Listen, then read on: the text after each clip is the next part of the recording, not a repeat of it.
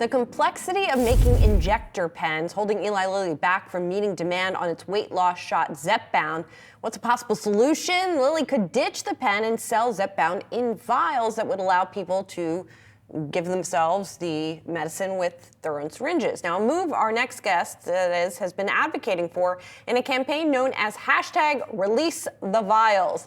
Dave Knapp, host of On the Pen Live, joining us now to discuss, along with Yahoo Finance's Anjali Kamlani. So, Dave, first of all, I'm so curious how you came to this, right? Because you do have a blogcast, a vodcast that you do where you talk about this issue. But how did you, I know you started using the product, just tell us your story. Yeah, absolutely. So I was diagnosed with type 2 diabetes at a pretty young age. 2021 in the fall, I received my diagnosis. And I tried a lot of things in that year to sort of get my blood sugars down, to help get my weight under control, all those things that help to control your diabetes. After a year of white knuckling it, my doctor introduced the idea of bariatric surgery. And because I did not have coverage for bariatric surgery at the time, he pushed me to these new class of medications called GLP-1 or incretin mimetic therapies.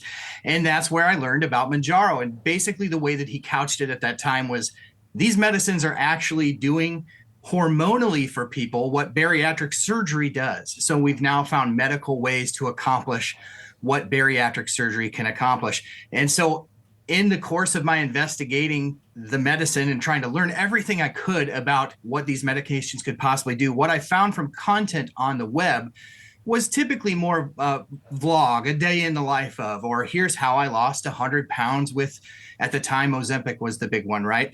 And what I found was, from the patient and layperson perspective, there was very little out there in the way of information about these medications. It was all pretty brand new. And so really what I sought out to do the day that I was prescribed Mounjaro was to just start making content about everything I could learn about these medications, so that those who would come behind me, and I knew based upon my quick research that there would be millions and millions of people to come behind me. And so to just kind of lay the groundwork for people to know how to get started. And then it sort of evolved into just staying on top of everything news-wise, because there have been so many issues about accessibility to the medication.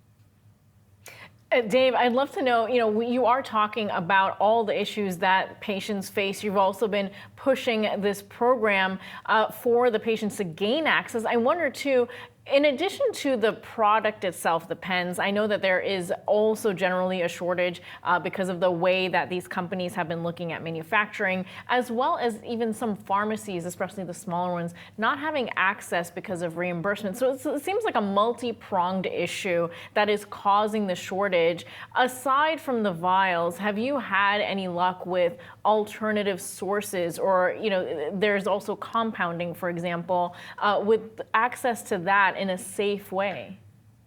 Sure, and that's a great question. I think, I'll leave the conversations about the safety and the efficacy of the compounded or generic versions of these medications, which are allowed when a medication is in a shortage. I'll leave that conversation to the doctors. But you are right, it is a multifaceted approach. I mean, currently, obviously, you've got these medications in shortage. The shortage really is, unprecedented demand.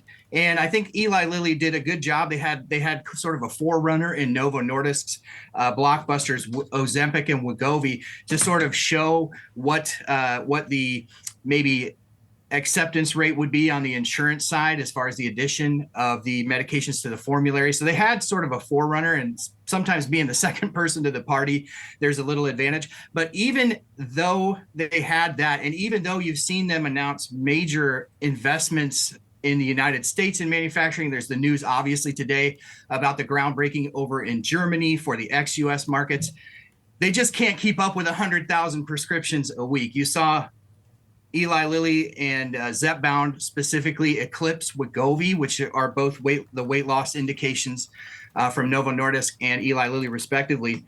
You saw Zepbound eclipse Wegovy for the first time in new prescriptions just a week ago. And there's just no way they can keep up with that when you consider the complexity of the pens and the manufacturing of these very, very difficult, in Dave Ricks, CEO of Eli Lilly's own words, some of the most complex things to manufacture in the country. So just quickly, Dave, have you been unable to get the medication you need? And either you or people you've heard from, we keep hearing once you're on this stuff, you got to keep taking it. What happens if you do miss a dose? Sure. So I think it's important to separate the conversation between diabetic patients and patients taking for obesity, simply because they're different medications. So the Mounjaro medication has been on and off the FDA shortage list for the last year or more. Zepbound has not been added to that list until very recently.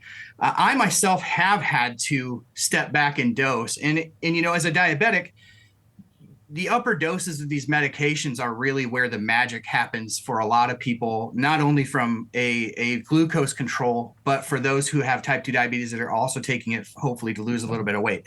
So I myself have had to step back in doses. I've been very fortunate to have doctors who are willing to put in the effort and energy to advocate for me and help me find the branded versions. It's getting harder and harder, though. I've heard from thousands, and I'm talking thousands of people through my social media channels. Katrina drove 7+ hours the other day round trip, calling over 300 pharmacies just to find a medication, a Mounjaro script that was a step back in the dose that she was on.